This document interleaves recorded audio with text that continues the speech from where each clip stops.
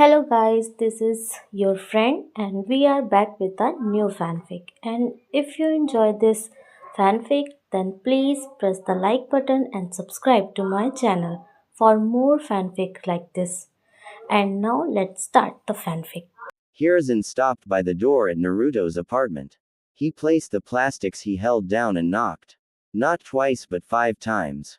There was no response. He was certain though, that Naruto was somewhere inside the building. He opened the door and walked in. It was always unlocked. There was a sign of danger painted at the door. Someone had put it there. Naruto never bothered to remove it, neither did he. But at least no one would dare walk inside the place. So Naruto never locked it. Not a night. Not when he was running through the village. Not when he was in the forest of death. The place was cold, and eerily silent. Hiruzen shivered slightly. He should be used to this. But this was his ritual every time he came here. He'd brought in a TV, just maybe to give it some life, but Naruto hardly used it. One day he would turn it on and leave it on a news channel. When he comes back, it is going to be on the same channel, remote still where he left it. He didn't bother saying anything anymore. The Sandame walked over to the small kitchen. The apartment wasn't the best. But it had everything. He had made sure of it. Still, this wouldn't mean much. Even if he bought a large fridge, with Naruto by himself, it would only have ramen inside. The damn villagers wouldn't sell him food. They wouldn't sell him anything. Since they couldn't touch him, they thought death by starvation was one way to go about. To some, it was just the fear of losing customers. Who wanted to buy in the same shop as the Kyubi brat? Shaking his head, Hiruzen silently unloaded the grocery and packed it in the fridge and cupboards. He did this every month. Perhaps it was his punishment for the way things have gone. But if he didn't do it, Naruto wouldn't eat decent food. At least the blonde ate. He could cook. He had taught him how to cook. Once he was done, Hiruzen looked around. It was always tidy. Naruto was clean. He was a miserable lonely child, but at least he cleaned up his place. That was at least something good. But not something that made him smile. There were still many problems that didn't look like they were going to go away. And there wasn't much he could do about it. To feel so powerless to change things, Hiruzen had never been so frustrated, and he was called the professor. He had learned every fire-based jutsu in the fire country. He had solved many puzzles, and yet, Naruto's life was one he could not solve. No matter what he said, the villagers would undo it with their glares and blatant whispers of contempt. Minato would be so disappointed. He walked over to Naruto's bedroom. It was a one-bedroom apartment. There was no sense of life. The door wasn't fully closed. Slowly, he opened it. It made a creeping sound. He cursed. But when he walked in, there was Naruto sitting by the window. A small boy, no more than 5 years 11 months old. His knee was raised, his other leg inside with his back leaning against the window frame. His eyes were cast outside. He had been here all this time. Just silent. Just never reacting. When did it start? How did it even come to this point? Naruto had been happy. He had smiled and laughed. But these days, he rarely went outside. He spent most time sitting by the window, motionless, as if dead. It pained him. Naruto. Hiruzen forced a smile as he walked over the child. His tone was gentle. Naruto didn't react until he stopped by the window. Hiruzen touched the blonde on the shoulder. He almost startled him. Lost in thought, Naruto faced the third for a moment. There wasn't much on his face. He looked at the plastic on the third's hands. Clothes. He did need some of them. Once more, he looked outside the window. There wasn't much to look at. Just happy people, sending glares whenever they saw him. Is it that time of the month already? Naruto finally spoke. His tone was quiet, slow. Month end. The time for an allowance, new food. And to open the tin he hid his savings. The Sandame gave him more than enough. It was a pity he couldn't spend it all even if he wanted. Most shops had a sign that said we don't sell to demons. Hiruzen nodded. I brought you something. Naruto had to turn around to look at the Sandame. His tone had been filled with excitement. It was obvious from his eyes that he was holding himself from exploding with the news. Naruto grew curious. Maybe even hopeful. I've never seen you so excited unless you're reading that book you keep hidden in your robes, Gigi, Naruto said. He couldn't keep out the curiosity in his tone. Are you finally going to let me see? Hiruzen coughed. He placed the plastic he held down. And then knelt. Naruto then turned over to him and stood facing him. He had done it automatically without any urging. The third placed both his hands on Naruto's shoulders. His lips twisted upside down. He was apologetic. I'm sorry for not having done this earlier, Naruto. He stared into those confused blue orbs for a moment before pulling Naruto into a tight hug. I am sorry. Naruto stiffened sharply. He wasn't used to this. His personal space intruded. When the Sandame didn't let go, his hands slowly moved and he wrapped them around the old man. Warmth. It was a beautiful feeling. He pulled tighter to get more of it. He buried face on the Sandame's shoulder, enjoying the warmth. It was at moments like this that something he couldn't explain occurred to his heart. His eyes usually water. But the feeling was good. He didn't always get it. But it was good. He couldn't explain it, but he didn't dislike it, even though it nearly brought him to tears. You're going to suffocate me, Naruto. I'm still an old man, the Sandame said with a chuckle before pulling away. Naruto smiled. Yes, he smiled. It was an embarrassed smile. Sorry, he murmured. Hiruzen was happy to see that smile. He cherished it for a moment. There was truly hope. Not all was lost. Yes, there was hope. Listen very carefully, Naruto.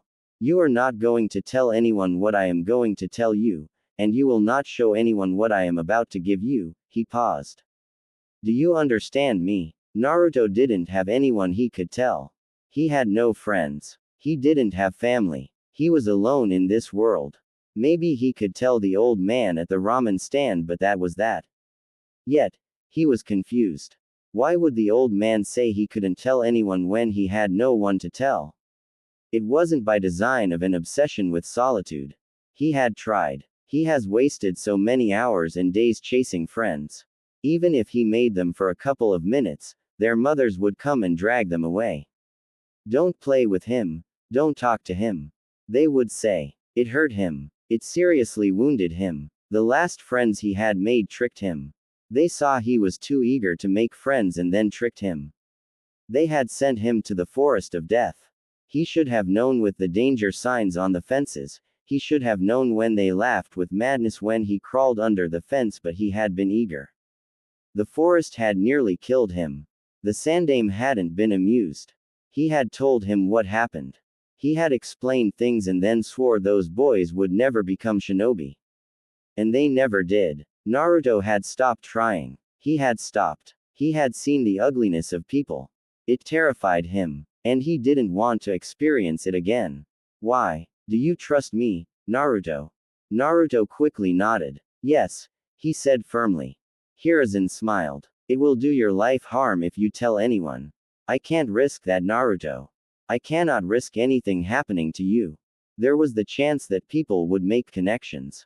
No, they would make connections. He wasn't worried about the Yondaime's enemies. He was worried about the villagers. They could reject the truth and try to harm Naruto for claiming otherwise. It wouldn't be pretty. He took out a picture from his robes. It wasn't framed. He handed it over to Naruto, who grasped it with both his hands. He was trembling. That, Naruto, is a picture of your mother. She was carrying you when it was taken. Like I told you, she died during the Kyuubi rampage. Mother. Mother. His mother. Her hair was red. It was that crimson color. Dangerous color. He was blonde. Naruto didn't question it. For the first time in his cold, brutal life filled with loneliness and contempt, Naruto had a mother. He had a mother. He wasn't the spawn of a demon. He wasn't the Kyuubi. He was born of this woman. This beautiful woman. The picture. He held it against his raging heart and walked over to his bed.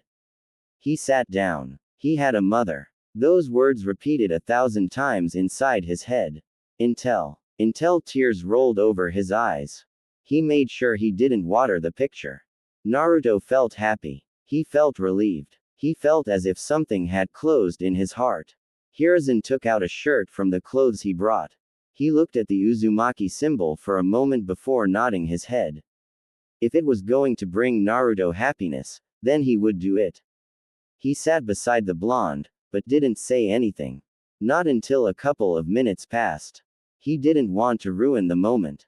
Hell, and Anbu even came before him to tell him there was an urgent meeting with his advisors, but he brushed it off. It could wait. He had much more important matters to deal with. Her name was Kushina. Kushina Uzumaki. The same name as his. Uzumaki. Naruto stared at his mother. But he listened to the Sandaime Hokage attentively.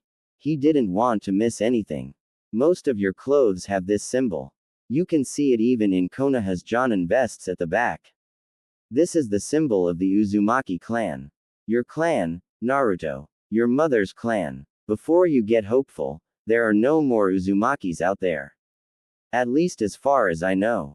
Your ancestral home, the home where your mother came from, was destroyed during the Second Shinobi World War. He went on to tell Naruto the fame of the Uzumaki clan, its history with the Senju clan. He told the blonde most things. It wasn't a happy thing since the clan was destroyed and Uzu was nothing more than just ruins. But he believed it would give Naruto a sense of belonging. No matter what people say to him, he would know he came from somewhere and his mother once belonged to a prestigious clan. Gigi, will you take me to Uzu? I want to see it. I want to see it. He said those words with hope and excitement. Hiruzen frowned, but he didn't let it show to Naruto. Perhaps if he saw it, he would fully believe. It was one thing to be told about something than seeing it yourself.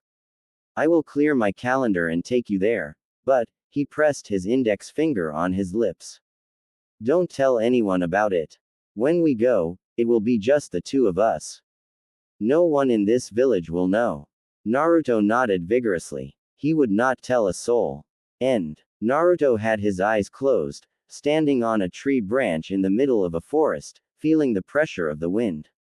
When it came to hiding his presence, Jiraiya was a master. To suggest that the perverted geezer learned this trade in order to peep would not be far off. Jiraiya had perfected jutsus for his lustful desires.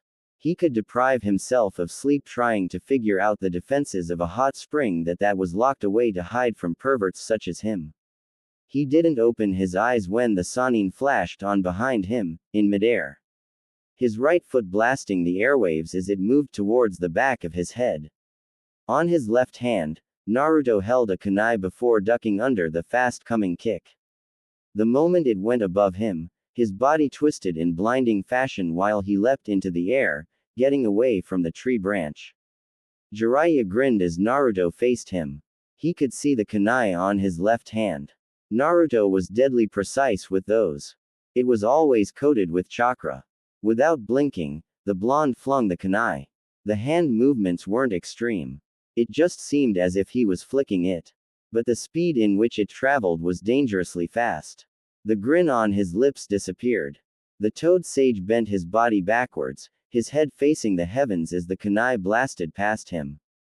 He felt the wind brush his face as it went by. The kunai hit a tree, blasting past it. Jiraiya didn't have the time adjust his body as Naruto flashed above him, a Rasengan on the palm of his right hand. He cursed the blonde's speed. The Rasengan was slammed into his chest. When it connected, the Sannin exploded into puff of smoke. Kaden. Fire dragon's breath. Jiraiya breathed out a stream of crimson flames from his mouth. He was standing on the ground, looking up as the flames rushed up towards Naruto who still floating in midair, body positioned slightly horizontal after the momentum of his Rasengan. Looking at the incoming flames, Naruto moved his right hand across his chest. He closed his eyes, and then snapped his fingers. A wave of his chakra was released from these fingers. It was invisible to the eye. The wave covered a certain distance but what it did was blast the oxygen away. The effect lasted for no more than 2 seconds. The flames that had been coming towards him simply died off, just like that. It was the weakness of flames. They needed oxygen to burn. Regardless of power and speed, as long as there was no oxygen, the flames would not burn. Ah, he loved his jutsu. You're wide open, Jiraiya announced. He was on Naruto's right side, still in midair. There was no more warning when his left right foot slammed onto Naruto's shoulder, sending the blonde flying away. As the force of the kick carried him, Naruto avoided wincing. Jiraiya's physical attacks carried a brutal kind of strength. He flipped several times with his senses fully functioning. As he was about to pass a tree branch, he stretched out both his hands and grabbed it. He attempted to swing forward, but Jiraiya once again appeared. The Sannin was right in front of him. The man punched him on his chest. When the brutal punch connected, Naruto burst into a cloud of smoke. Jiraiya frowned before flashing away. He landed on the ground and leaned against a tree trunk. His eyes flashed open when he sensed something coming in fast. He couldn't react when a kunai went through on his right. It cut slightly his cheek before piercing through the trunk of the tree. Jiraiya sweated as blood dripped from his cheek. His heart pounded a bit with relief. That could have opened his skull had it been intended to do so. You're getting destructed. Naruto was in front of the Sannin. His right foot weaving through the air before slamming on his chest. The attack planted the Sannin against the tree. With his foot still connected with Jiraiya's chest, Naruto formed a small Rasengan in the blink of an eye. As he retreated his foot, he was driving the jutsu towards Jiraiya's chest. The Sannin dropped to the ground and Naruto's jutsu collided with the trunk of the tree, breaking it. As the tree began to fall, Jiraiya did a leg sweep, making Naruto off balance and start to fall backwards. The Sannin flashed above the blonde. Naruto quickly crossed both his hands above him as the back of Jiraiya's right foot came crashing towards his face. His defense held firmly and Naruto quickly grabbed Jiraiya's foot. He balanced himself quickly before spinning around in quick motions. He flung Jiraiya towards a tree. Futon. Wind bullet. He spat out a bullet of wind from his mouth. The bullet hit Jiraiya on his chest and propelled him further backwards. His back crashed into a tree with a sickening thud. Naruto was right before him, not easing up on his attack. He held a sword, coated with wind chakra. He swung it horizontally and seemingly cut through both Jiraiya and the tree, but the Sannin turned into a log. Jiraiya was behind Naruto, crashing down. His hands were held together, creating a giant fist. The slammed the hammer down with all his strength, hitting Naruto on his right shoulder. The force caused Naruto to fall to his knees, dropping his sword as his hand trembled and throbbed painfully. The Sannin wasn't done. The moment he touched down, he lifted his right foot, kicking Naruto on the back of his head. It was brutal. It forced Naruto to hit the trunk of the tree he'd just cut with his forehead. A sense of dizziness gripped his mind for a moment as his vision blurred. Birds chirped for a second. Jiraiya grabbed him and then lifted him up into the air. The Sannin was holding him up by his throat. Just one hand. Shall we call an end to it? Too soon. Naruto muttered. He moved quickly. Both his hands grabbed Jiraiya's arm. He put so much pressure on his fingers that he stopped the flow of blood and Jiraiya's grip loosened. His legs moved up and he wrapped them around Jiraiya's arm. The Sannin cursed loudly before slamming Naruto on the ground. There was a loud boom as Naruto crashed with his back. But he didn't let go. He even started twisting the arm. Jiraiya started tapping on the ground comically before yelling. Naruto, you are going to break my hand. Do something about it. Naruto yelled back, careless of Jiraiya's pain. You shitty brat, if you break my hand, I won't be able to do research properly. That is worse than death. Naruto shrugged. It will save you from pain and women will have their dignity back. Jiraiya cursed once more and used his free hand to form a hand seal. His hair stretched and wrapped around Naruto. He strangled the blonde, forcing him to let him go. Once free, he hurled the blonde away. Naruto flipped several times before touching the ground with both his hands, trying to stop the momentum. Once he stopped, an earth spike burst from the ground. It was sharp, and dangerously moving towards his chest. Naruto propelled his body backwards by pushing chakra into his fingers to push himself. The spike missed him, just by a whisker. Jiraiya expected this. He was upon the blonde. Twisting as he moved, he channeled chakra onto his fight foot and then slammed it on Naruto's face. The kick picked the blonde off the ground, but before he could do anywhere, Jiraiya grabbed his right foot and then twisted him up before hurling him towards a tree. Naruto didn't have enough room to balance his body and so he crashed into the tree with his back. The Sannin appeared in front of him, driving his punch towards his chest. Jiraiya sensed a spike of chakra and tried to retreat. The blonde burst into a swirl of hundreds of small wind blades. He landed a distance away, but before he could even glance at the damage, he felt the air leave his lungs. Naruto was standing just away from him, with a bleeding face, but he was sucking all the oxygen away. It became harder to breathe for Jiraiya. He fell on his knees, clutched his chest, his mouth hung open. He was going to pass out. There was no relief when it stopped. Naruto kicked him on his forehead with a wind-enhanced kick. He guessed it was payback for his earlier kick. Jiraiya felt his head tremble violently. His vision blurred as dizziness took over. He didn't even feel it when he hit a tree with his back. His senses came back when something slammed into his gut, causing him to spit out saliva while falling on his knees, hands on his gut. The attacks were enhanced with wind. It wasn't like Tsunade, but they did the damage. Naruto fell down on his butt, his breathing labored. He wiped out the blood on his face and then fell on his back. He needed to rest. Once the pain was over, Jiraiya leaned against a tree trunk and looked at his hand. It was bleeding with several cuts. He applied his medical ninjutsu to stop the bleeding. The cuts were not deep, so they closed. After a couple of moments of silence, he looked at Naruto. His right hand still ached from that lock. The blonde was improving. He was getting better and better by each month. This training trip had been the best option for Naruto. If they hadn't done this, he wouldn't have gotten closer to his godson, he wouldn't be producing another shinobi who would surpass him. It was still early days, but one day, Naruto would surpass him. He would be better than him. Jiraiya was honestly proud. Minato had been a genius, but Naruto had potential and he used it to his advantage. He knew his potential. The blonde was also willing to learn. I'm no longer taking it easy on you, Jiraiya more or less grumbled. The last hits had been unpleasant. It has been quite a while since someone managed to hit him so hard. I told you to bring your A game, even senjutsu if possible. I'd kill you with senjutsu. And I am soon going to cripple you if you're not careful.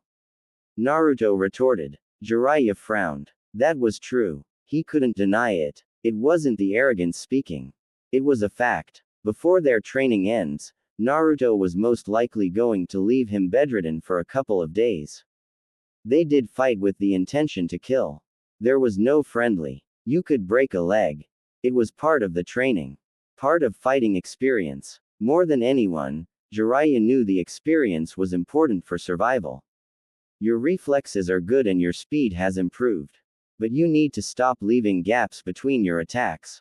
Jiraiya lectured. You also leave yourself open each time you snap your fingers.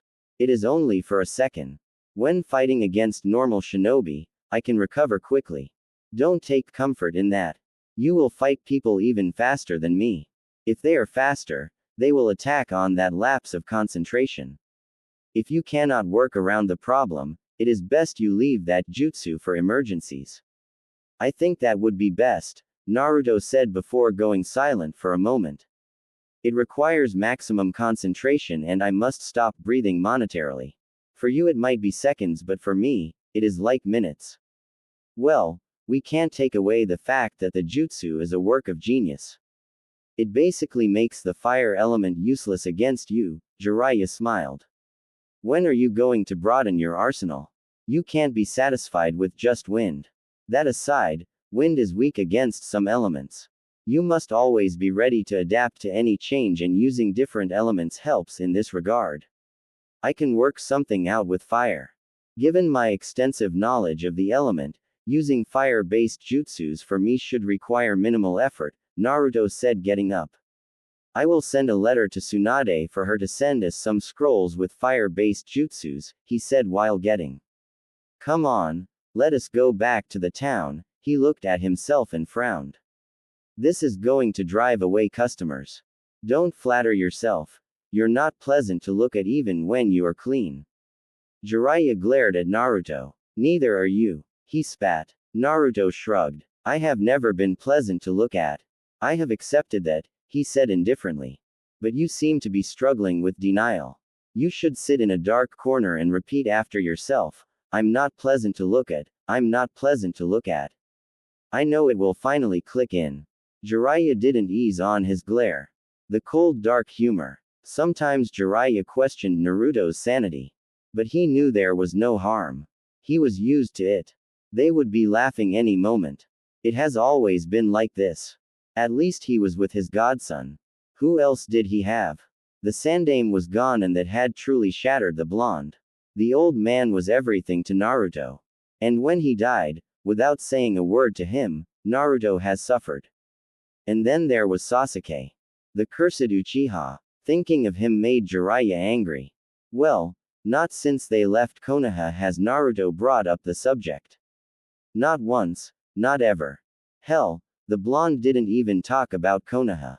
And Jiraiya didn't push. He was getting close. There was no need to venture into territories Naruto didn't want to touch. But he understood that they couldn't ignore it forever. They would have to talk about it because sooner or later, they would have to return to Konoha. You could at least try to be nice, you know. My heart isn't that strong anymore, he said with mock misery, feigning to be 100 years old. Old people are locked up in their homes, Naruto said. He sighed and stared into the heavens. What do you think is up in the sky where we cannot see, sensei? Jiraiya cast his eyes into the clear sky. He stared for a moment before shaking his head. I don't think there is anything there. I don't think there is life there. Interesting, isn't it? Naruto said. What? You say there is no life there, but up in there is where this world receives its life. If the heavens do not make clouds for rain, the trees, the animals, the grass, these things will die. The rivers will eventually run dry and people will be next. There is no life there, and yet, it is where we receive our lives. Once again, Jiraiya looked into the sky. He couldn't argue with the blonde on that note. One thing he has noted about the blonde was that he was deeply knowledgeable about many things. And he knew how to apply his knowledge. Perhaps it was the wisdom he gained from spending much time with the Sandaime Hokage. When you spend time people, something about them also rubs off you. That is nature, Jiraiya said. Naruto nodded. Yes, nature. So beautiful, calming, and yet it can be so dangerous. I like nature, he said before changing the subject. I have been curious, you have no shame, have you ever tried peeping on Tsunade? Jiraiya's body froze. Yes, it was more of a whimper than anything. He could never forget that memory. He still had those wounds from the beating she had dished on him. He fought with the crazy side of him that said it was worth it because he had nearly died that day, literally. Tsunade had pummeled him hard. She had broken so many bones, the pain. Worse, she healed him after doing it and then threatened to beat him into the brink of his life again if he tried it once more. Well, those had been younger days. He could escape now, but he wouldn't dare try it again. He had learned his lesson. Judging by that response, you must have received quite the beating. You don't know half of it, Jiraiya said with his eyes closed. He swallowed hard to banish the memory. She nearly killed me. Since then, I say anything to her but never again. Never again. But you did see, right? Naruto glanced at the Sannin. It must have been something else. She must have been a very delicate young lady when she was younger. She was, Jiraiya said. She is still beautiful, he added. Naruto didn't comment on that. He just nodded. Without much being said, the two headed back to the town. The walk was silent, both in their thoughts. Jiraiya was thinking about what they had to do next while Naruto was thinking about certain things in his life. Once they reached their motel, Jiraiya took a shower and changed his clothes. There was no need to rest for the Sannin, he was going out and likely not to return for the night. Naruto didn't question it. He knew what the Sannin was going to do. They had chosen this town because of its fun activities. There were casinos, brothels. Jiraiya's kind of hunting ground. He loved places like this. He always danced with joy when he thought of what kind of material he was going to gain through his peeping work or getting drunk with young girls who giggled and laughed hysterically whilst he tells them his legendary stories. The man walked out of the bathroom, already grinning madly. You could see it in his eyes, his body language. He was going to have fun. Well, the past 4 days had been spent training vigorously. The man probably felt he needed to reward himself. Jiraiya contained himself and walked over to the window. He opened it and then turned back to face Naruto. We are going to leave this town in the next couple of days, he said a bit seriously. They never stayed at one place for too long. The longest they had stayed was 2 months. They were always moving around, seeing different places. Sometimes they didn't even camp with people. They would stay in the middle of nowhere. For survival, it was hunting. They always made sure there was water close if they were going to camp in the middle of nowhere.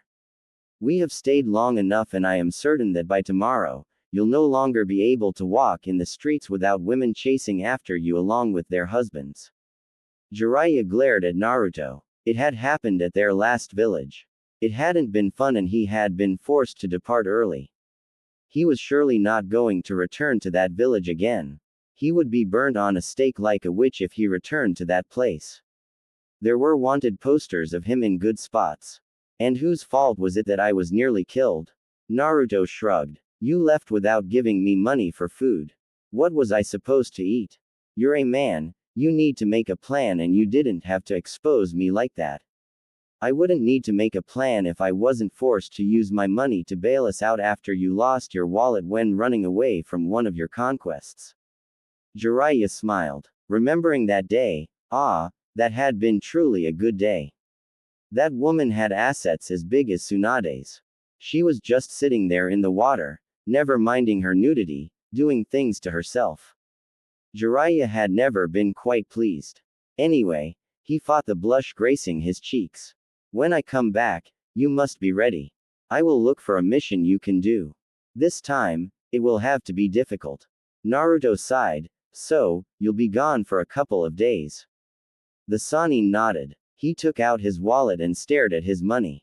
He glanced at Naruto and then his money. He frowned. If he didn't give enough, Naruto was going to hunt him down and ruin things for him.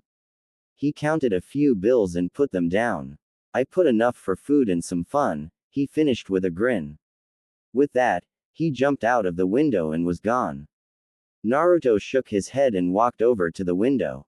He leaned against the window while sitting down, his right foot close to his chest with his left touching the floor inside. He rested his right hand on his knee and stared down at the streets. This was his comfort zone. How many days has he seen, sitting like this? He couldn't remember. They were too many to count. Almost all days he had a window, he performed this ritual. The streets filled with people. Mothers walking with their daughters, boys chasing each other, drunkards, walking past with a stench that turned people away. He saw this scene almost every day. Yet he was never tired of seeing it. The past 16 years of his life have never been dull. There was always something happening. Had it not been for the old man, it would have been chaotic at best, but when he saw those mothers, he remembered his own mother, the woman who gave birth to him. Now he knew he had a father. The Sandaime had left it as his last revelation before he died, a painful experience that had been losing the one you loved, the one who saved your sanity. Jiraiya had come in, talked to Tsunade and he was taken out of the village after a couple of months of misery and solitude. For more than 2 years now, he has been running around the elemental nations with the Sannin. He has seen many things. Many people, the shamefulness of Jiraiya, and he had learned to drink. He had learned to speak to women. He was still young, but his body was growing fast. Then again, The old man had always ensured that he ate healthy. After an hour, a bird flew over to Naruto and landed on his right shoulder. He stood up and walked over to a small wooden table in the wide room and sat on a cushion. He took the scroll it carried and the bird flew over to the window. It stood there, as if standing watch. It always did that each time it came. Naruto opened the small scroll and channeled chakra through it. Another scroll appeared in a puff of smoke. It was another storage scroll. He channeled chakra on the seal and then 5 mountains of papers appeared in a puff of smoke. He blinked. Work. It always came for him wherever he was. For 5 hours straight, without a break or anything, Naruto worked through the papers. Once done, he sealed them in the scroll and snapped his fingers. The small bird flew over to the table. He wrapped the small paper on the container on its leg. Do you need something to eat? It nodded its head as if it could understand his words. Naruto smiled and stood up. He returned with a small cup of water and fresh bread. The bird ate and then drank. If you drank, I'd give you some sake as thank you. The bird seemed to shake its head as if to say, alcohol. No thank you. Naruto laughed. Safe journey, he said. The bird made a sound before flying away. The sun was already setting, it would be night soon. He couldn't sit here forever, he would lose his mind. Naruto went over to clean himself and then changed his clothes. Once done, he took a nap. By the time he woke up, it was dark outside. He pocketed the bills Jiraiya left him and put his hands on his pockets before walking out. He was already familiar with the town. He knew where to go, but it usually depended on where the wind was blowing. His mind wasn't focused on the road ahead, so he only blinked when he stopped at a bar. He could hear the music blasting from inside, voices of male and females. Miserable people having fun and happy people expressing their joy. To be human, to be alive. People came here. There was a guard at the entrance. It was to guard against children walking inside. The young ones had a rebellious streak about them. They liked the joys of the adults. The forbidden ecstasy always seemed to be too attracting to humans. Naruto just still 16, still underage, but he was a shinobi.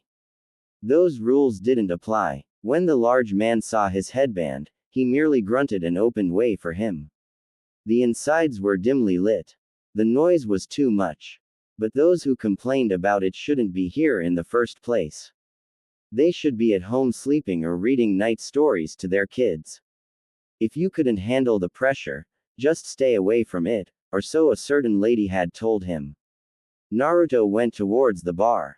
He didn't sit, he looked around and saw a free table by a corner. It was dark and you couldn't see clearly. It was his perfect place. He ordered 4 bottles. Once they came, he took 2 cups and walked over to his little corner. Solitude. The alcohol. Ah, the perfect combination to drown in bitterness. Konoha. It has been 2.5 years since Naruto left the village and still, there was no mention from Jiraiya on when they would return. Her friend hadn't even been returning. He sent letters every now and then, but he never showed up. Even now, she was looking at his letter. She was going to write for him to show up before her. Tsunade missed them. She really did miss the two. They had brought her back to this village and now they were running around in the elemental nation without her, her old life. She hoped that Jiraiya wasn't teaching Naruto how to gamble. She had permitted them to go away because Naruto hadn't been the most happiest of people. He was miserable. The Sandame's death had affected him deeply and from what she had learned was that the old man had been the only person he talked to before he made a couple of friends at the academy. It hadn't been easy and that only happened in his last year. Jiraiya said he was fine. But she was a bit concerned. He was family in a way. He was the son of Kushina, someone who had been from her grandmother's clan and someone who was close to the old woman. She wasn't the one who was by Mito when she died, it had been Kushina, Naruto's mother. So, she did consider him family. Tsunade placed the letter on top of her desk and tapped her fingers. Something wrong, Tsunade-sama? Sakura asked quietly. The slug princess glanced at the pinkett. She had grown. Well, she had trained her well. But she was still obsessed with Sasuke. That rotten child. He had been spoiled rotten.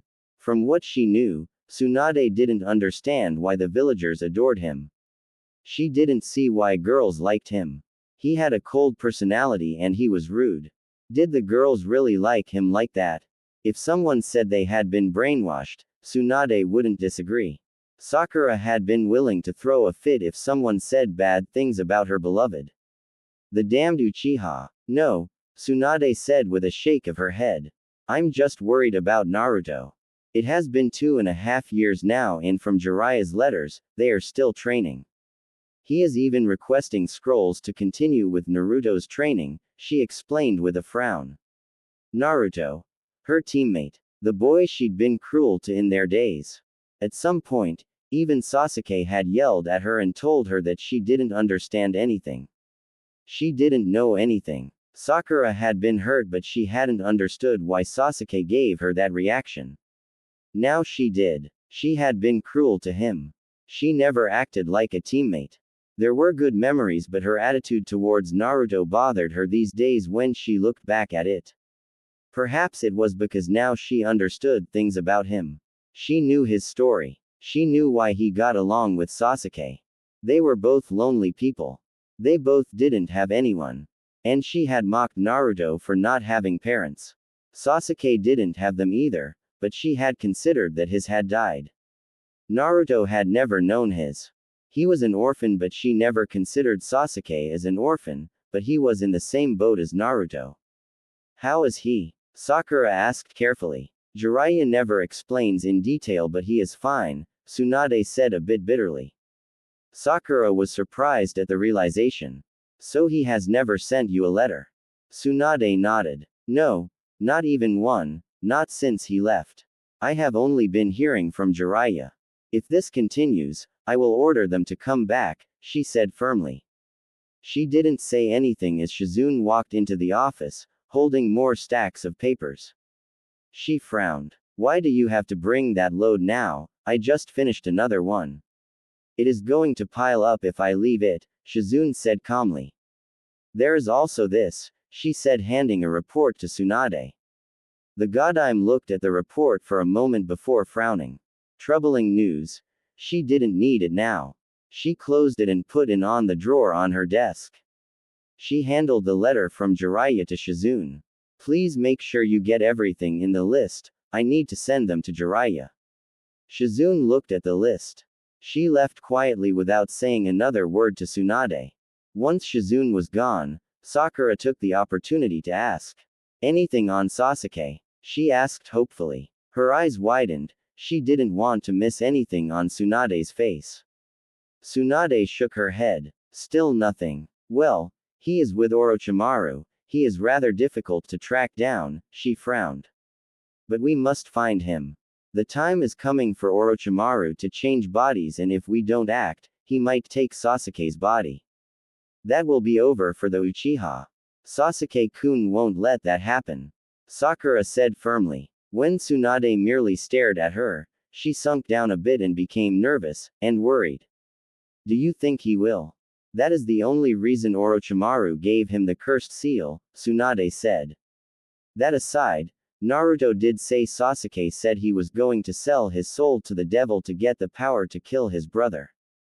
If it means giving his body to Orochimaru to kill Itachi, then he might do it. I wouldn't even be surprised if Orochimaru manages to twist Sasuke into allowing him to get his revenge for him. For a moment, Sakura's body froze. If that happened, she would never see her beloved. He would become Orochimaru. They really had to find him. If Tsunade wasn't winning, she would look herself. Can't you ask Jiraiya-sama to do something? I didn't want to burden him but it looks like I don't have a choice. Tsunade said. 4 days after Jiraiya left Naruto. It was in the afternoon when Jiraiya returned. He found Naruto sitting motionlessly by the window. Perhaps it was something they had in common, but he never sat there like he was dead. Naruto never even used the window like the door. Never ever. Jiraiya had never seen it. Even when he was sitting there and had to go out, he would out through the door. It was strange, but Jiraiya never questioned. That took you long enough, Naruto said without turning to face the Sannin. I'd stepped out of the town to receive some information. Jiraiya said as he sat down next to Naruto. He had his back leaning against the wall, the blonde on his left side. You know my network is very busy. I know, you sometimes leave for a month chasing shadows, Naruto responded. He glanced down at the Sannin for a moment. What did you discover this time?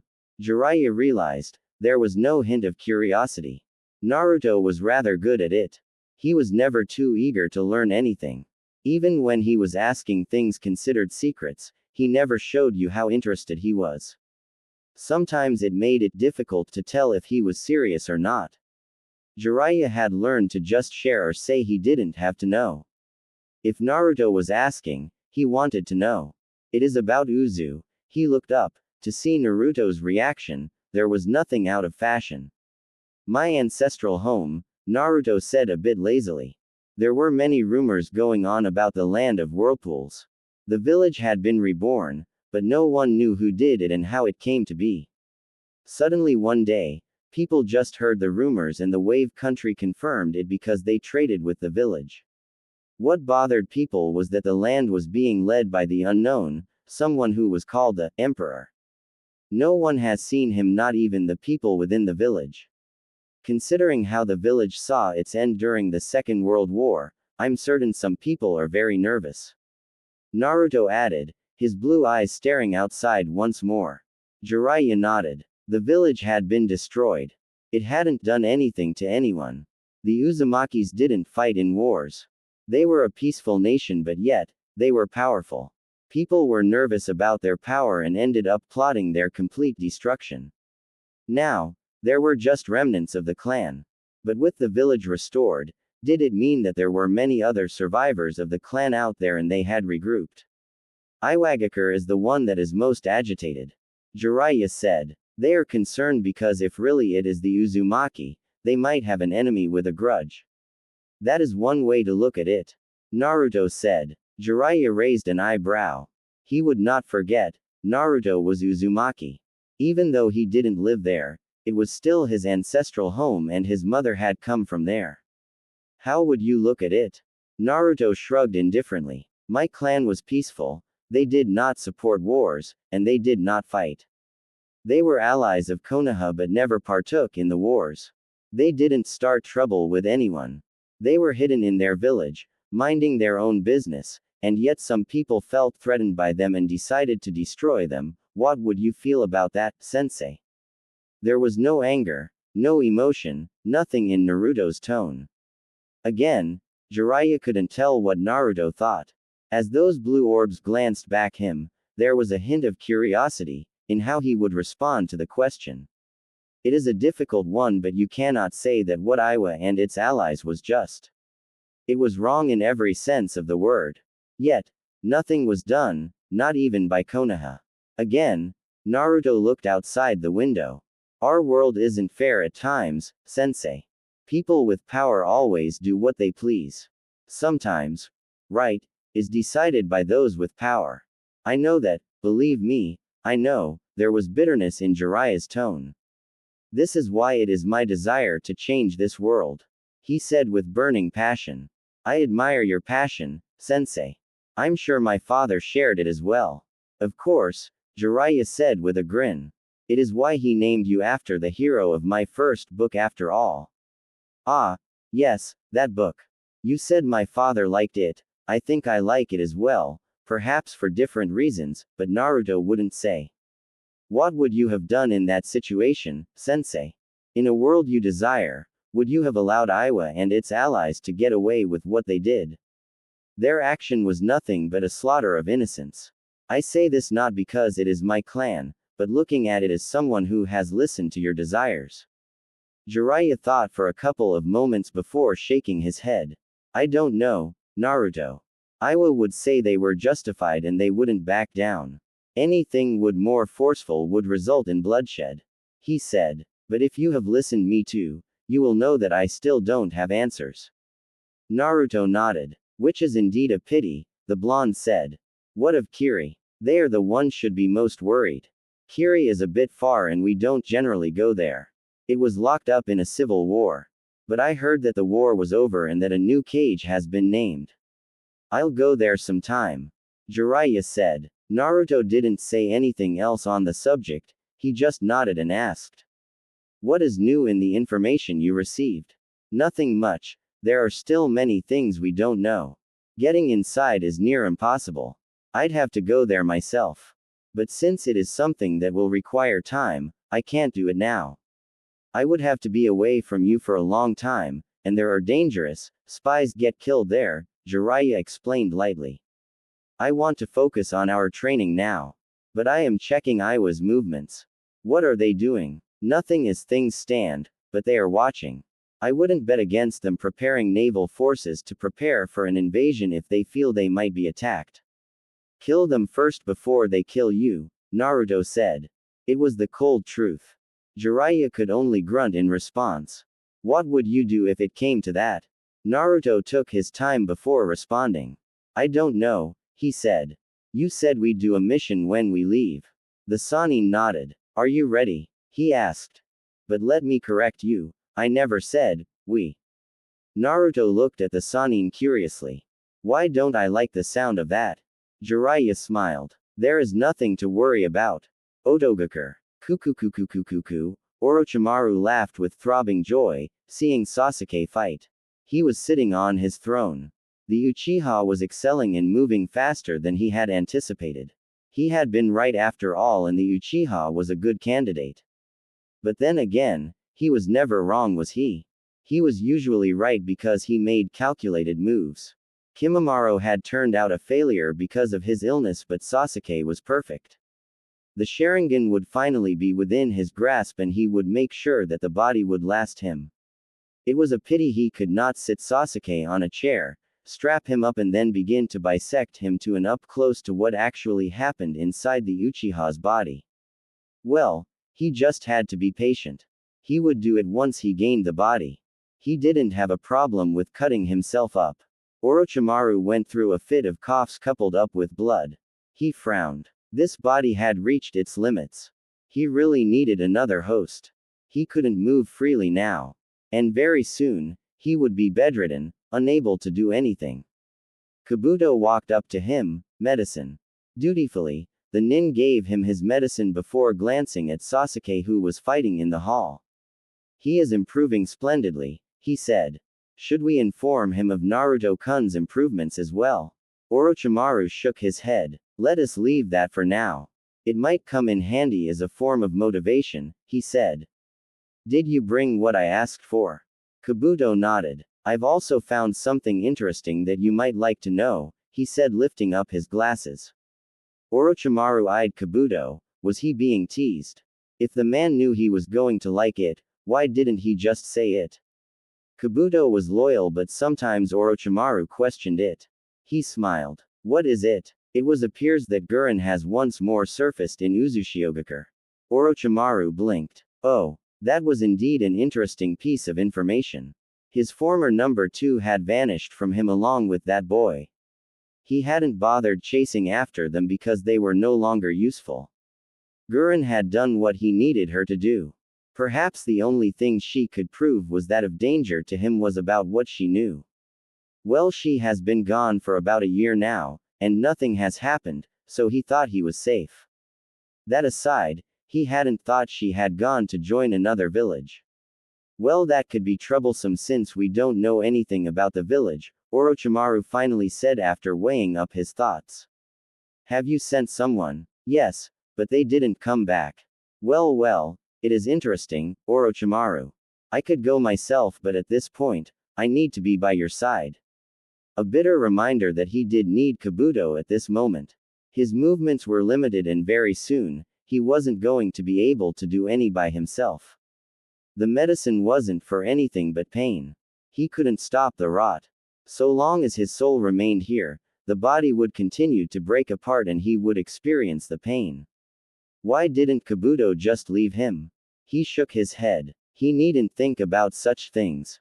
There is something I have prepared, but I'd rather not use it unless there is no other choice. I am not going to be like this forever anyway, but if Gurren was here, I'd take her body and continue to nurture Sasuke-kun until he is ripe for the taking, the Sannin said. Call him. Kabuto nodded and called Sasuke. The stoic-looking Uchiha walked up to the two, his fully matured Sharingan glaring at the pathetic-looking Sannin with so much coldness that it filled Orochimaru with joy. What? I have a mission for you. I'm finally leaving this cage, Sasuke said as he accepted a scroll from Kabuto. Everything is in there, Orochimaru said. It is merely a test of your strength. I want to see if you can succeed smoothly before changing tactics for your training. River Country. Naruto sitting under a tree in a meditative position with his eyes firmly fixed on Jiraiya. The Sannin was sitting there with him. Plans were drawn on the ground. Naruto had already surveyed everything while Jiraiya watched. The Sannin hadn't commented and said he would not comment. Even if Naruto was making a mistake in something, he would not say anything, not until the mission was over. The Sannin had said he had to make sure no innocent person died, and if it happened, he would have to live with it because that was what happened. The village close to them was being occupied by criminals, scums who were here for the loot. The village of Takumi has sent for help and they had to remove the scums. Naruto had to do everything by himself. There were 30 enemies, but they were mostly just bandits. 10 were shinobi but nothing strong that would cause him trouble. The danger here was that he had to make sure that they didn't kill the village people. If he made the wrong move, they would kill them and the mission would be a failure. The leaders of the group were all located in a small bar having a meeting. This was a perfect opportunity to strike, when all leaders were at one place. 7 were doing patrols around the village. He could easily handle those with his clones and silently as well. 5 were guarding the daughter of the village leader who they were demanding a ransom for. These people were in different locations and he had to strike quickly. The rest of the villagers were in their homes. They were told not to make moves. For some reason, Jiraiya had leaked that Takumi had hired shinobi and he had to deal with people who were aware that an enemy was coming. Remember Naruto, if you just leave this people, they are going to harm more people. If there was a mass jail for criminals, we'd capture them and send them there, but we don't have that. Killing is part of the job. Don't make it feel natural for you. It's not natural. Life is precious, but as shinobi, we cannot avoid it. You don't always have to kill. You have to determine what is safer. Naruto had shed blood before. It had been horrible. He hadn't meant to do it. The man was a bandit and Naruto had put too much strength on his hands, he had ended up snapping his neck. That sickening crack when the head twisted, those eyes rolling with life disappearing, they had haunted him, but Jiraiya had been there.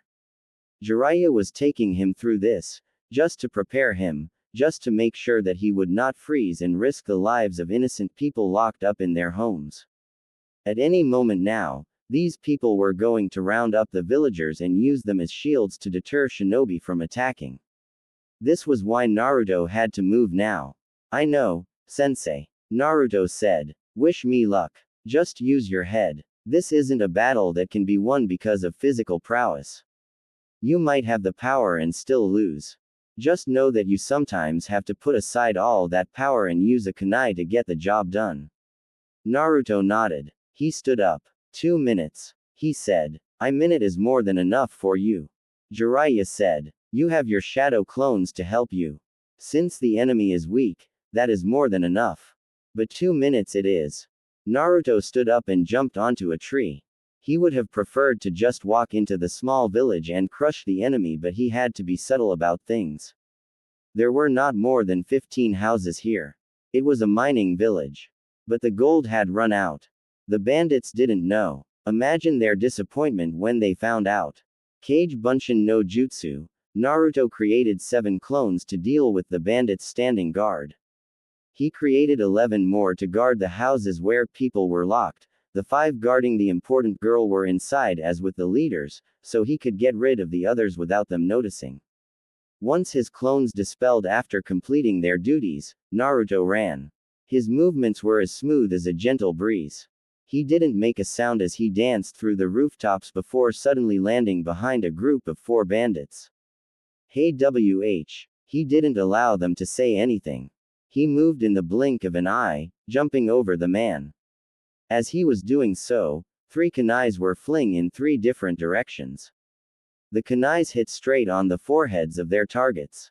They pierced through. He landed on the man's shoulders, and placed his hand over the man's mouth to stop him from screaming. The others dropped to the ground, before he hit the man on the back of his head, knocking him out cold. The villagers would deal with him. Naruto left a clone to tie him up before disappearing along with small gusts of wind. The house he appeared in was a double-story house. His target was upstairs with her 5 guards. There were 10 downstairs, drinking while placing guards. They were laughing merrily while the villagers cried in their houses. There was no hope for tomorrow. They were thinking, at any moment now, they would be killed. Cold-hearted humans. But he had seen it, hadn't he? The ugliness of people. He had experienced it too, so he could understand. Naruto went behind the house and walked through the wall. He peeked through the window. The girl looked fine. She was small, crawled up in a corner, trembling in fear, tears in her eyes. People were truly ugly, weren't they? A little girl, an innocent child, and you did that to her. He had been innocent too. A child, younger than she was, and ugly people had tormented him. He needed to get in silently, and time was ticking away.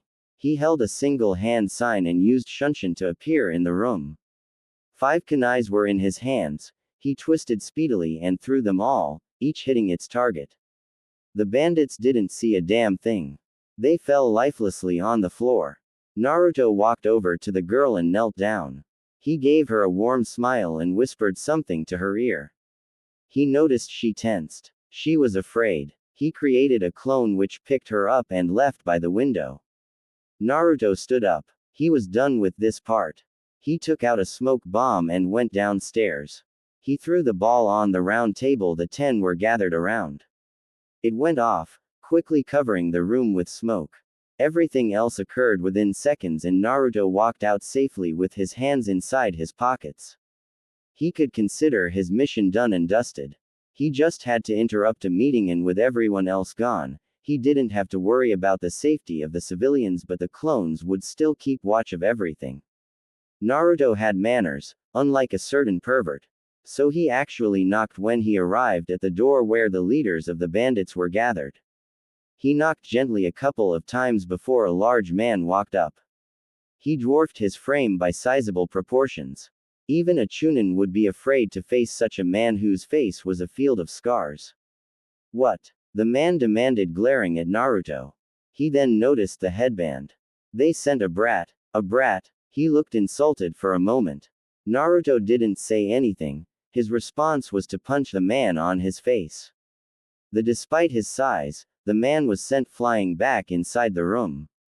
He crashed loudly onto a wall, face bleeding, teeth falling out. He cursed loudly as he staggered to get up to his feet. Naruto stepped into the room. They were all large, ugly men. They were the kind of perverts of liked little girls. Pedophiles. He counted them calmly before greeting them. They were not even the least surprised or alarmed. As large as the man he had punched, he was simply a doorman. Konoha Shinobi. One of the men frowned, looking at the forehead protector Naruto wore. Is it true, I've head even though young, Leaf's shinobi are strong? One asked quietly. We are about to find out. They all readied themselves, grinning madly. He was just one. They were big and strong. They could handle this, or so they believed. Between mob justice and quick deaths, what do you prefer? Naruto asked in a calm tone. But a mob justice was no good, was it? Maybe the villagers would pay back the people who made them suffer, but it did nothing but incite violence in the hearts of people. Naruto nodded to himself. Although he offered that option, he wasn't going to go with it. Innocent people didn't need to dirty their hands. This was the duty of a shinobi. We pick neither option. The first one lunged towards him, attempting to plant the base of his foot on his face. Naruto sidestepped the large foot and raised his right hand, channeling chakra through it. He made a fast motion as if he was cutting something, and then blood gushed over from the man's knee. His leg was cut off from his knee. When the pain shot through, he cried painfully. "You little!" Another yelled, swinging a right hook. Naruto caught the man on his arm, having avoided the punch. Chakra was channeled through his fingers and he pressed. There was a sickening crack or bones breaking. The man cried out in pain while gritting his teeth. When the last man hovered behind him, Naruto slammed his elbow on the man's chest, knocking on the wind of his lungs. He was a shinobi, and he had to finish this. He took out 4 kunais from his pouch and did what he had to do. Once done, he breathed in and out to calm his nerves. He didn't need to see anything. He simply walked out and made way for it. Jiraiya could handle the rest. They just needed to do what he did and mission complete. The village would be safe. Minutes later, Jiraiya walked up to Naruto. "I can't complain," he said of Naruto's performance. "You okay?" "Yeah," Naruto said with a grunt. "Where to now? I doubt we are going to be staying here. Takumi to collect our payment. You know someone has to pay for our living expenses," Jiraiya said. "We will stay in the village for a couple of days before deciding where we will go. I have to wait for something." "Our payment?" Naruto asked with a raised eyebrow. "It is my payment, sensei, and we are not sharing. I'm the one who found the mission, and we are a team. Takumi hired both of us and they will pay both of us," Jiraiya said. "You should have asked the terms before you did anything." "Well, I can always tell them that you didn't do anything and don't need to get paid," Naruto offered. "I'm sure they'd believe me." "You wouldn't." Naruto smiled. "Of course not. I wouldn't do something like that to my beloved perverted sensei." When Naruto first met the Biju inside of him, he had been truly frightened, not of those huge eyes or its size, but the sheer amount of hatred those eyes directed at his presence. He was surely just an insignificant person the Biju could squash under its massive paws, yet it could look at him with so much hate that his body trembled. Naruto had never felt something so powerful. Over the years, he has learned that it wasn't him specifically who was hated but humans in general. The poor beast was forced to remain caged because of its power. It was a sad thing. Of course, Naruto didn't pity the beast. He didn't hate it either. As he gently touched the waters, those huge eyes opened slightly. Naruto marveled the size of the Biju, its intelligence. People were missing out by simply brushing out the Biju as nothing more than a source of power, a weapon of destruction. Chaos incarnated. "Those eyes, I wonder if you stared at my mother as you do with me." "She never visited," Kurama responded calmly. "Unlike with you, her seal was simply designed to suppress my power. The same can be said about Mito. So they all never used your power but just kept you at bay." The Shodai's words were like, "He has nothing against me but I was too powerful to be left alone. So his wife sealed me within her. I have been confined for years, you thinking of ending my term?" A toothy grin. Naruto smiled. Yes, those attempts. The Biju always attempted to entice him to let it go. To free it so it can finally breathe in the oxygen it has been deprived of for many years. But Naruto wasn't stupid. He wasn't going to do it. Releasing the Biju meant his death. He did not have the full genes of the Uzumaki to survive an extraction as his mother did. My clan was also destroyed for being too powerful. I guess we have something in common there, Naruto said. But that isn't why I am here. My power, Kurama said. Naruto was like all humans. He wanted his power. He was the first Jinchuriki to use his power, but it did give him a sense of freedom.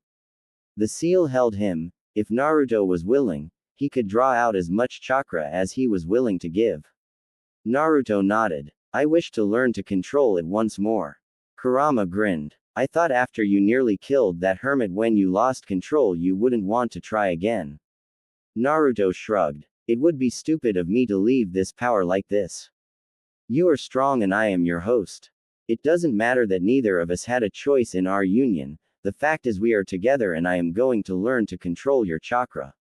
I'm not stopping you. Yes, because when I use the chakra, the seal weakens.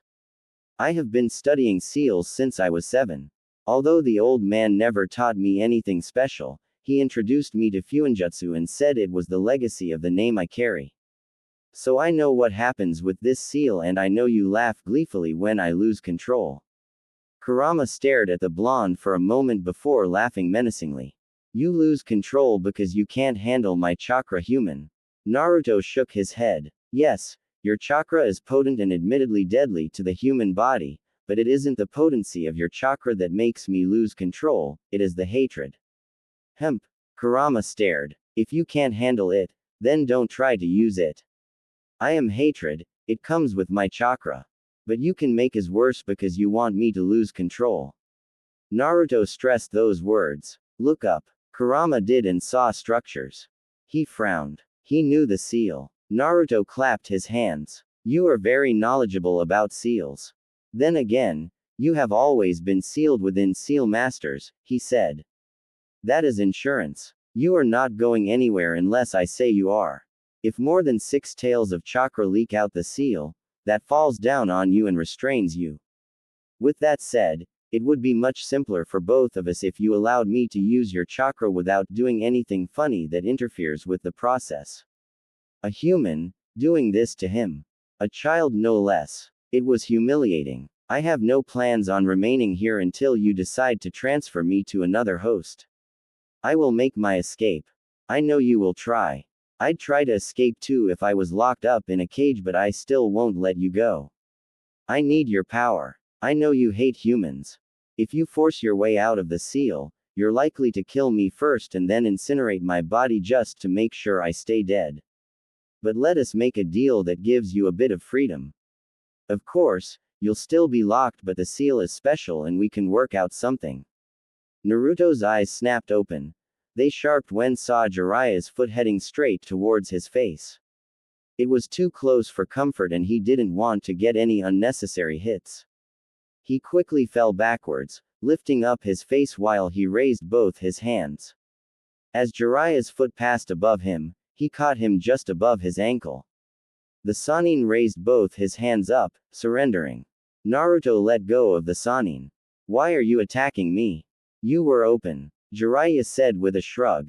Naruto stared. Is that how we are going to play it, sensei? If one is open, we attack them. It's not a game, but it's a one-way street exercise. I am the master and you are the student here, Jiraiya said firmly. He was certainly uncomfortable with the idea of Naruto being given the license to attack him if he was open. That's not fair, Naruto said. Here is my rule. To determine that you are still worthy to train me, I will attack you if you are open.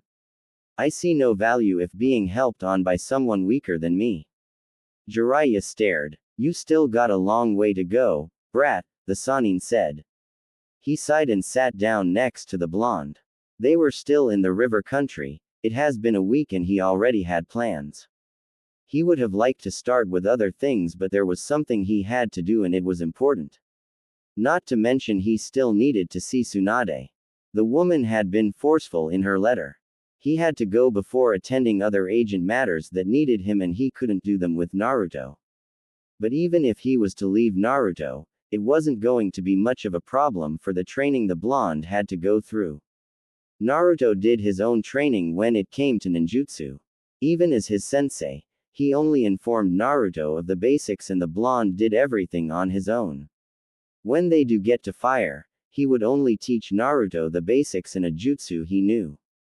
The blonde would learn everything by himself. He trained Naruto with taijutsu, kenjutsu and some genjutsu.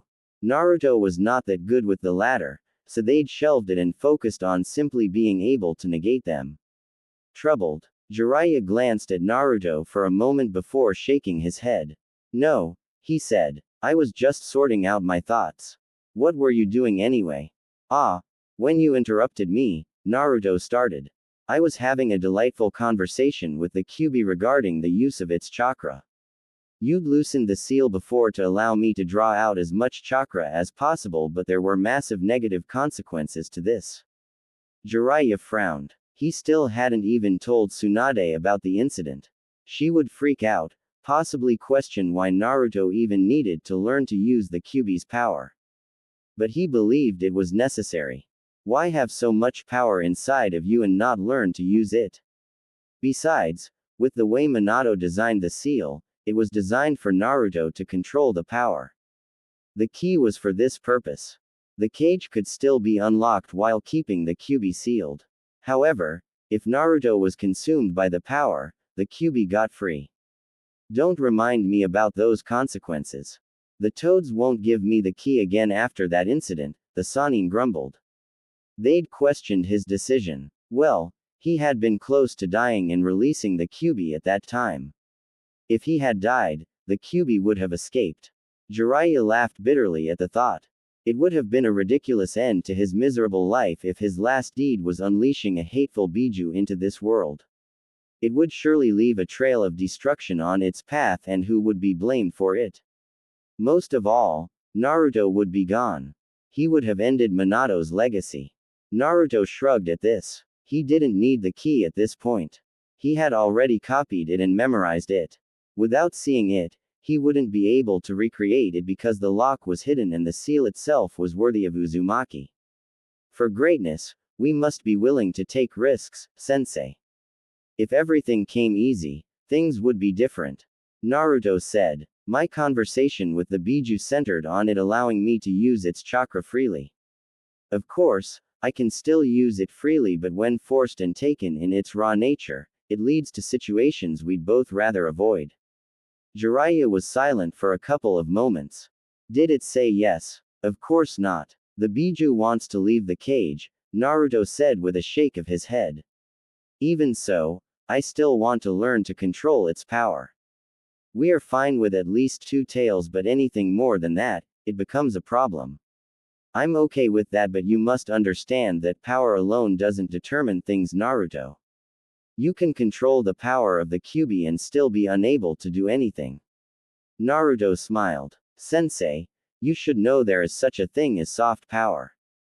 Believe me, I know and understand it.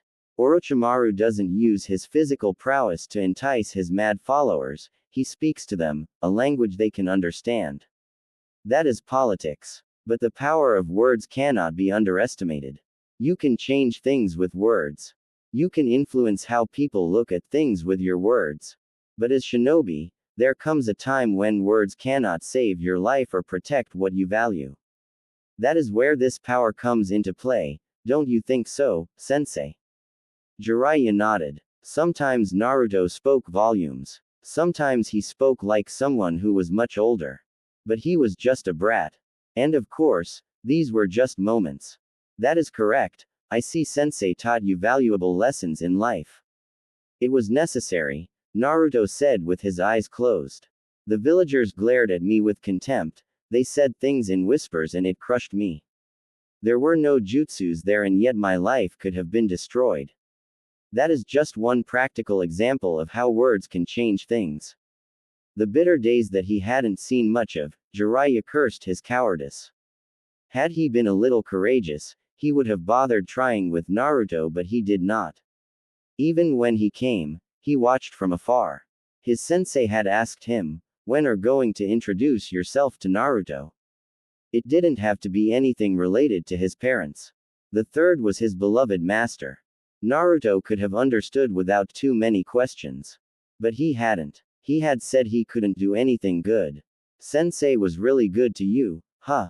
There was sadness in his eyes. Naruto nodded. He was my family, he said and paused. A minute passed before he spoke again. When do we begin? Jiraiya gathered his thoughts for a moment. He gave Naruto a scroll and explained. This contains what you need in order to learn how to convert your chakra into fire before learning to use fire-based jutsus. Like what you did when you learned to bend wind. Naruto shook his head. He returned the scroll back to Sannin. I know how to that. Jiraiya blinked. When did you learn? You have never even tried using fire-based jutsus when sparring with me. You always use wind. About a year ago, Naruto said with a shrug. I have been putting focus on learning to use wind chakra and controlling the air around me. This requires maximum focus. I couldn't allow myself to be preoccupied with something else. More than a year and he never said a word. Not a damn word. But then again, given that shrug, it was apparent that he didn't take it as something serious. You still don't know any fire-based jutsus. I have a good memory. I most certainly remember the hand signs you have used for your jutsus. But I haven't tried it, yet. Again, a nonchalant shrug. Jiraiya understood why Naruto never said anything. He didn't want to start learning to use fire-based jutsus at that time. We can't start your training now. The one about the Kyuubi. Why? We have to go our separate ways, Jiraiya said. I have some things to do and will be traveling a lot. You have to go to Sunagakur and try to finish your wind training there. The environment is very conducive there. I will send you a message once we are done and we can talk about concluding things. Last time I checked we didn't have a good relationship with the hidden sand. Suna had invaded the leaf and they had ended up fighting. He had fought and defeated Suna's Jinchuriki. Had Konoha had bad leaders, it would have certainly marched to decimate the sand. But good leaders avoided such bloodshed and were working on something else. That has been resolved, Jiraiya said. Tsunade soothed things out, but there are still some people who are wary. They did betray us, they can do it again. At least some people are thinking that. Naruto looked thoughtful for a moment. Then I must confirm how things are there before they take things to the next level. My training is nothing more than convenience. Jiraiya grinned. You're not a bad student, he said. Kakashi always spoke about reading underneath the underneath, Naruto said with a shake of his head. The desert is going to be unpleasant. If you get caught in a sandstorm. But it should be fine. You can always consider it a training trip. You really do like trial by fire sensei. You threw me in a deep pit to get me to learn how to summon the toads, Naruto stared. One of these days sensei, you'll be drunk and wake up sleeping next to the old hag while posing. Jiraiya shivered at the thought of Tsunade seeing him before her when waking up. She'd kill him this time around. Let us not go that far, he said nervously. I sent a message to the Subaku family to inform them of your visit. I thought it would be suitable they know. Naruto nodded and looked up into the sky. I'll camp by the border tonight and enter the desert before the sun rises. He said. Don't try to learn using the Kyuubi's power there. We don't want you accidentally leveling Sunagakur to the ground. Jiraiya said. He could actually see that happening. The Kyuubi had enough firepower to do that. The only way he had managed to even survive was through suppressing the chakra. If not for Fuinjutsu, he would be dead, literally. We shall see. Naruto responded with a shrug of his shoulders. A day later. Hidden village in sand. Traveling documents. Those were essential. If you were going to walk through the gates of any hidden village, you needed them. It didn't matter if you were wearing a headband or just a civilian, you needed papers that showed who you were and where you come from. Security reasons. They didn't just want everyone and anyone entering their villages. Spies and dangerous criminals could walk through the gates if not watched, and that posed a serious risk to a village. Naruto looked up into the sky. This was his first visit in this village. He didn't know where to turn to. He didn't know anything. Perhaps this was why Jiraiya had contacted the Subaku family. Naruto didn't actually need them to get by. He could ask around. The wind around the village was pleasant though, a gentle breeze, a warm kiss of nature. It was unlike the desert. The wind was wild, untamed, a natural force of destruction.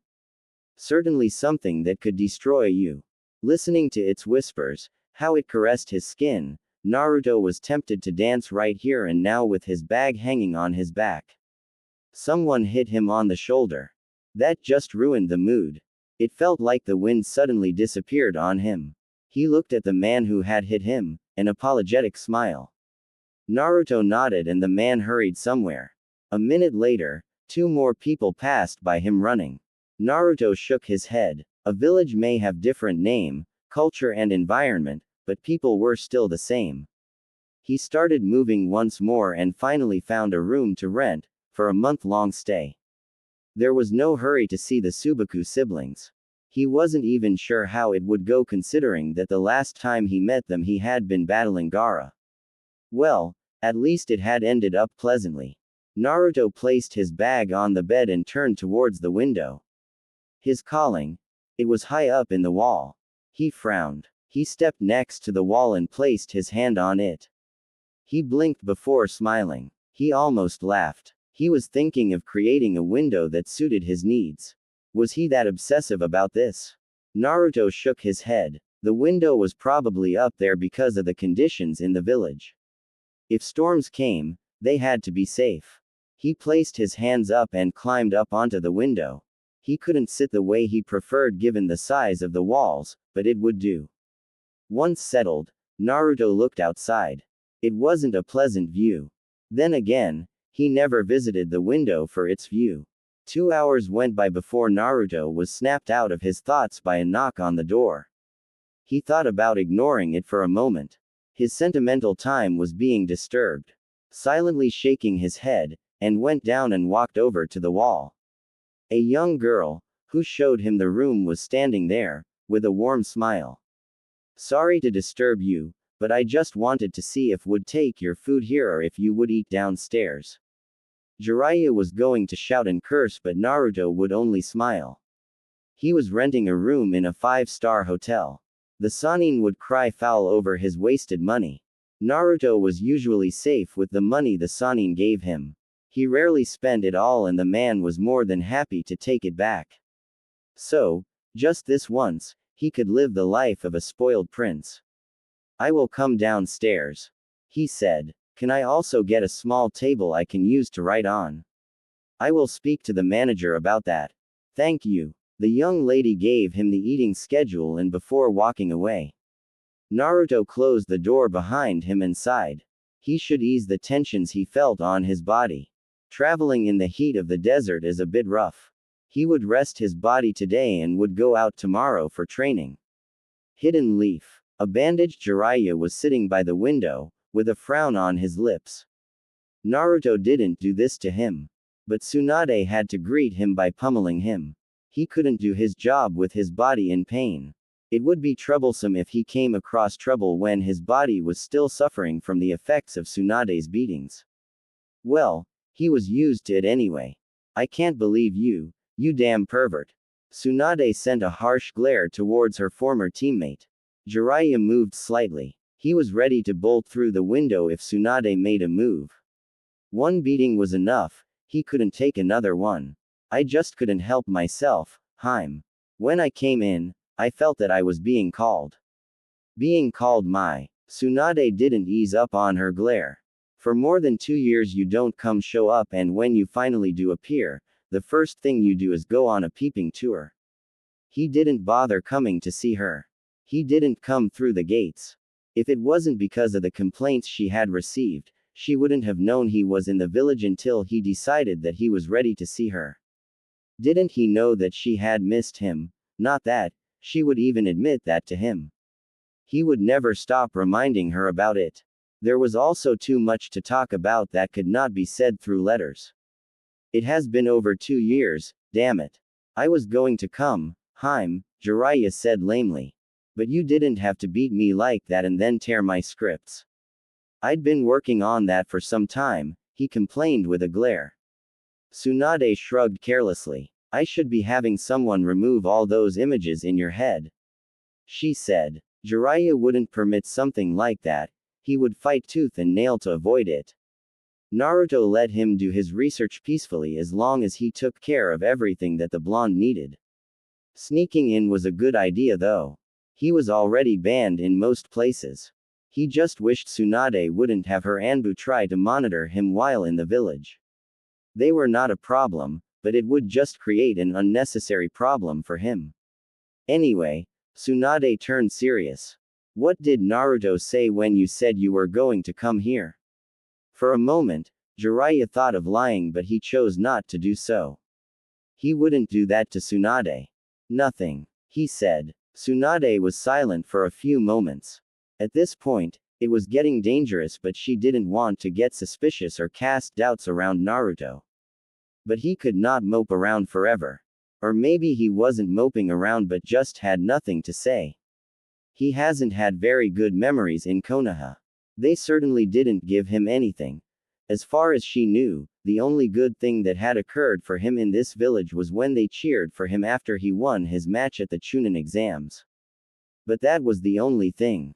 All other memories were bad, and the Sandame's former advisors seemed particularly worried about this. Then again, they dined with Danzo. There was always an ulterior motive. But they kept disturbing her about Naruto's return to the Leaf. She certainly didn't want him to spend more years in the wilderness. She was sure he would be here when needed, but the Leaf didn't need another Jiraiya. I was thinking that perhaps he would have said something, Tsunade said in a measured tone. He doesn't talk much about anything personal. We get along just fine and I think he is fine, but we do need to start talking about these issues. Then again, it seems that unless I bring up something we won't talk about it unless it has something to do with training. But he does talk when the subjects come up.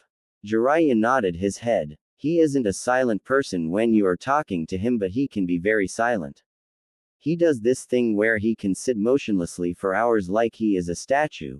There was a bit of indifference about the way Jiraiya said those words. He even shrugged in the end. Why don't you sound concerned about it? It isn't a problem, he said. I think it is done out of habit. Tsunade was silent for a couple of moments. She couldn't get any reports the Anbu made on their observations of Naruto. There was a register that said someone was observing him, but there were no records of it. Not in this office, not in the Sarutobi compound, not in Anbu HQ, and she didn't know who was doing it. Well, she had succeeded her sensei. If it was something dangerous, he would have made sure to keep it for himself only. The training is going fine, I assume. You don't really give a clear picture in your reports. Everything is going fine. If we end up taking more time, I will talk to the toads about teaching him senjutsu. But I will see what happens in the coming months. Forget senjutsu. Why are you talking like you are going to spend more time away from the village, Jiraiya? You have to start talking about coming back now. There is a limit to how much I can tolerate this. I will talk to Naruto about it, but I did mention that we would have to talk about concluding things, the Sannin said. Tsunade stared at the man. He didn't sound concerned, and he wasn't saying they would come back. You're not concerned, are you? You are happy you are spending time with your godson and are able to do some good for your past failures. Jiraiya smiled bitterly. That might be true. It may be selfish on my part, but I am doing something good here. Naruto is learning and he will become a great asset to Konoha. It isn't like there is anything that really needs him here, so he can afford to focus on his training, Jiraiya responded in a tone filled with regrets. I will talk to him about it. Let us just give it one more year, Haim. Tsunade sighed. The issue with Uzu is becoming a problem. Naruto is Uzumaki and his continued absence in the village is troubling to some people and to me really. If there are survivors of the Uzumaki clan there, would he decide to go there, or would he come back to this village that has done nothing but treat him with contempt? Jiraiya frowned. He avoided thinking about this issue. He didn't want to question Naruto's loyalties. His sensei had never said anything about Naruto being a flight risk. But this was what Tsunade was basically saying. He could understand from her position. There was also the Kyuubi to think about. What are some people plotting? I don't know as yet, but they will eventually. She sighed tiredly. Who could have thought that the revival of one small village could unsettle things so much? Well, you could understand why it was destroyed in the first place. Our world depends on bijus to balance power, but they had the power of making possessing bijus worthless. The Uzumaki's sealing prowess was something that we can never see in this world.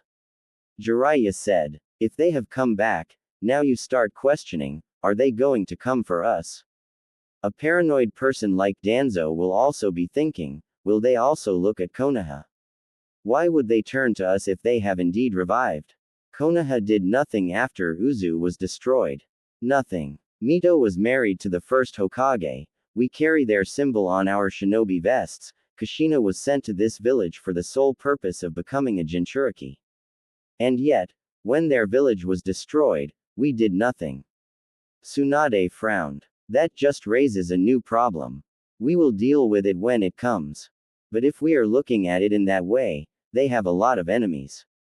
She said. We still don't know anything, so best we wait. Have you been able to determine Naruto's standing in this? Jiraiya shook his head. No, he said. He asks questions when talking about it and poses some things that get me thinking, but always does it objectively, not as Uzumaki. Naruto did that often. He didn't reveal his opinion on most things despite his willingness to engage him in any subject. You have to find out what he thinks, Tsunade said. What do you have on Sasuke? He follows Orochimaru closely, but I think he has been around Otogakur in the past months. We never saw him anywhere. Orochimaru is the one who has been rather silent. Tsunade looked thoughtful for a moment. Since he has to change hosts every 3 years, we can assume that his current host is starting to wear out. So he is limiting his movements, she said. This would be a good moment as any to apprehend him. Jiraiya nodded. But we don't know where he is. Otogakur is a massive web of hideouts. If you go to one, Orochimaru will know and escape. You really can't move unless you know exactly where he is. I expect you to find out soon before he takes Sasuke's body. I personally don't care for the brat, but we can't allow Orochimaru to have him. I'm going to be looking around for the next couple of weeks. I will come with something, at least I hope. What of Naruto? I didn't tell you. I sent him to Sunagakur. He will be there for at least a month. If he didn't stop by the desert to train, he should have arrived already. Jiraiya said. You could have said when you came here, Jiraiya, Tsunade said with a shake of her head.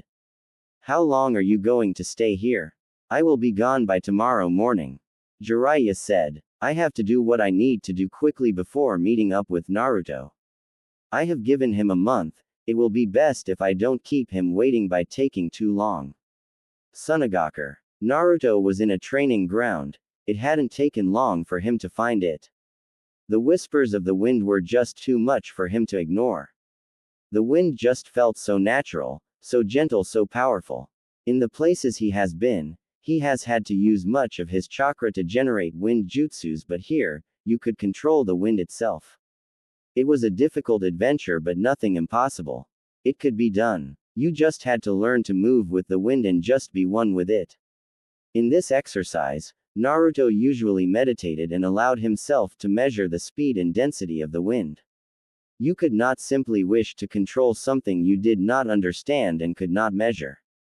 He meditated for about 2 hours before standing up. He took a stance and breathed calmly, his breathing becoming silent, like an assassin. Once he had achieved this, Naruto lifted his hands up and then down again. He twisted around and the wind picked up. He jumped forward and the wind moved with him. He stopped and smiled. He didn't care that someone was watching him. It was only natural for them to observe his movements. He was still a leaf shinobi and maybe they had become allies once more, but he was using their training grounds without even talking to anyone in their ranks. And by now, they probably knew that he was a Jinchuriki of the Kyuubi. If they were willing to let their Jinchuriki run loose in Konoha, they'd think the leaf would do the same. Naruto shook his head. Wasn't it something that such thoughts hadn't disturbed his breathing?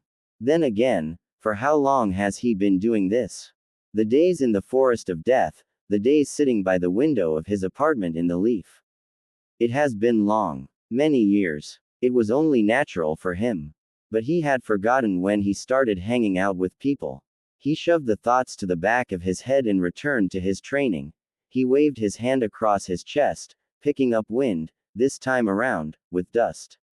He tried spinning it around, but it fell down. His concentration. Naruto stood motionlessly for a couple of minutes trying to regain his concentration. Once he was satisfied, he started moving. He waved both his hands, moving the gentle air around him. He needed to move with it. He started walking around along with the wind. He did jumps while controlling the wind, moving it with him. He did this for an hour before halting. Naruto waved his right hand front of him in a quick motion. His sand picked up, like a wave before it once more returned to the ground. Naruto clapped his hands together, while standing motionlessly. Sand picked up around him and then started twisting. It was like a small gentle storm. Naruto was moving around with the storm, dancing around the training ground. He stopped, with the dust returning to the ground, sweat on his forehead, breathing a bit labored. Tamari stared at the blonde she had seen in Konoha. At first he had been unimpressive, just another brat, but then he did something she never thought would happen. He defeated her brother, even though Gaara had even transformed. It was something she could never forget. He had sacrificed himself that day. He could have died. Gaara could have killed him, but he defeated Gaara and returned her brother to her. Now he was standing there, looking at her. He had grown, he still looked slim, his hair was long, reaching over his shoulders, and it looked like it was never cut because it was messy, but it could be because of the dance he was doing. He was dressed long black pants and a black long-sleeved shirt with a swirling symbol in the front. He had truly grown, a bit of something to look at. That was impressive, Tamari said, walking over to Naruto. Naruto shook his head. He had a small smile on his lips seeing the blonde kunoichi. It was nothing, he said. Just requires a bit of concentration and energy. He paused. You don't have a problem if I sit down, do you? I am a little worn out than look. The exercise took out a lot from me. Tamari shook her head. She glanced at him with a curious eye as he settled down. On first look, it appeared that you were controlling the sand, but that isn't it. Naruto glanced up at the blonde. Subaku no Tamari. The eldest of the past Kage's children. As far as he was concerned, this village has yet to elect a Kage since Rasa was killed. This was the daughter of that man and a brother to the puppet user as well as Gaara. His memory of her was when she brutalized Tenten during the Chunin exams and looked irritated when Shikaku quit in their match. Oh yes, she did blush when she first saw Sasuke. What is so funny? Tamari more or less demanded. Naruto shook his head. Sorry, I was thinking about something. When we first met, you blushed when you saw my former teammate. Tamari sent the blonde a slight glare. She didn't want to be reminded of that moment. I thought he was good looking and impressive, but he was a rude person, she said with a frown. Well, you looked delightful in person to look at first glance, but were rather brutal in your battle. Naruto said. First glances don't always reveal everything, do they? Tamari looked away from a moment. He had just complimented her. When was the last time someone did that? Oh yeah, it almost never happened. She was the sister of a bloody killer. Even though Gaara had changed, to the people of this village, he was still the bloodthirsty killer who killed people just for looking at him, a bitter past that just didn't seem to stay away from them. She coughed once before responding. No, they are not. I'd brushed you off at first glance. You look like some weak brat who was just playing shinobi with a headband. But you truly are impressive. No, you shocked me. I didn't think you'd be able to defeat my brother. Naruto smiled. Well, there is really nothing that is impossible, he said. Brother, you are speaking of him fondly. Last time you were truly afraid of him. I guess things really did change after my fight with him. Tamari nodded with a smile. They did. I guess that is thanks to you, she said. I am a Jinchuriki. Perhaps it is the territory, Naruto said. You really have a clean eye to be able to tell that I wasn't manipulating sand but rather wind. You are looking down on Suna's strongest wind user. Tamari said proudly. Oh really? Naruto said curiously, a little charming smile on his lips. Tamari thought he was mocking her. She looked at him sternly. What is with that response? Naruto shook his head. No offense, he said with both his hands in the air. He looked up in the sky. I have been around and I haven't come across anyone who says they are the best in their village when it comes to wind. Then again, I have mostly been dealing with civilians. I am also a wind user, as you saw, so that makes me curious.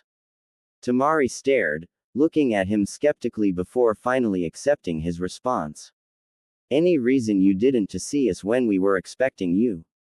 This is my first time in this village. Tamari stared, unimpressed by Naruto's response. Are you trying to say that you didn't come because you don't know where we leave? She asked, a bit rhetorically. And yet you still found a hotel to stay and even managed to make your way to a training ground. She paused. How stupid do you think I am? Naruto didn't respond to that trick question. I wanted to look around the village by myself without my hosts because it is my first time being here. Being able to navigate around unfamiliar places is important for shinobi. You're not always going to go to places you know. Tamari was a bit embarrassed for her rant. She'd jumped to conclusions. She glanced at him at the corner her eyes. He had his face staring at the sky, his eyes clear. She couldn't read anything from his face, but he had stopped smiling. Sorry, it was truly difficult saying that. Naruto shook his head. I led you to it, he said. Tamari stared at him for a moment, trying to understand the meaning of those words. She couldn't figure it out, so she ended up just shaking her head. It would be of service to us if you came to our house, we are your hosts after all. I'm staying here for at least a month, besides that, I am more comfortable in my own private space, Naruto said calmly. But invite me tonight for dinner and I will come. Tamari blinked. It usually goes the other way around, you know, she said. You can't always confine yourself to the norms, Naruto said with a shrug. He then held out his right hand. Tamari looked at it for a moment before helping him stand up. I need to rest up a bit and do some reading, but before that, you won't have a problem showing me to your house, yes? He paused. Oh, you still haven't said you are inviting me. Tamari smiled. He was certainly a bit weird. Then again, she didn't deal with people she casually talked to like this. You are invited, she said. Come on, she said and started walking away. Naruto walked by her side silently. He only spoke when they arrived at the streets of the village where people could see them. He noticed the reaction of the male population and glanced at Tamari, who was walking normally as if nothing was wrong. I'm certain I will have people blocking my path when I go back to my hotel. Tamari glanced at him for a moment before responding. Why? How often do you walk with a young man around here, Tamari? Tamari was caught off guard by the question. It took some time for her to stutter a response. Why are you asking that? Oh, Naruto smiled. Well, that reaction is a bit interesting. I'm guessing you don't do that. Surprised? I am truly surprised. I mean, you are a beautiful woman. I thought both lustful and mad in love boys would be throwing themselves at you. Tamari frowned. They can't do that. They are afraid. She paused, shaking her head. They are afraid of my brother. She didn't explain why. And thank you. For. Naruto knew why. He just wanted her to say it. She was a tough person but yet still innocent. And he was used to dealing with the perverts that Jiraiya surrounded himself with. Not only that, but in the bars he visited, he saw some crazy things. Alcohol was a mad demon. Tamari sent Naruto a look. Naruto laughed, raising his hands. Forgive me for that, he said. I just thought it would be adorable if you said it yourself, he said. But there is no need to thank me. I am not giving you a favor by complimenting you. You just need to smile and appreciate it because that is the truth. He put on a thoughtful look for a moment before speaking again. Well, I can't think Gaara would compliment you and your other brother. Naruto shook his head. What of my other brother? Naruto shook his head. Nothing, he said. He didn't step into Temari's house, he just looked and then turned around to leave. Tamari offered to walk him to his hotel but he shook his head. It was a gentle